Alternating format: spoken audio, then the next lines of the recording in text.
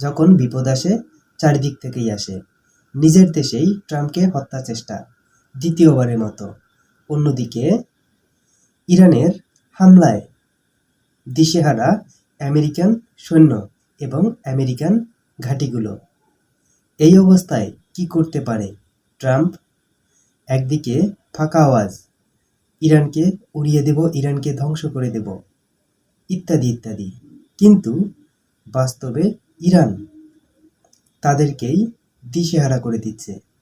ইরানের একটাই কথা, ইরান কাউকে ছাড় দিবে না। ইরানের উপর একটা আঘাত আসলে ইরান 4 গুণ আঘাত প্রতিশোধ নিবে। এই অবস্থায় ট্রাম্পের মাথাই খারাপ। কি করবেন এখন ট্রাম্প? দর্শক, আপনাদের কাছে কি মনে হয় কমেন্টে জানিয়ে দিন।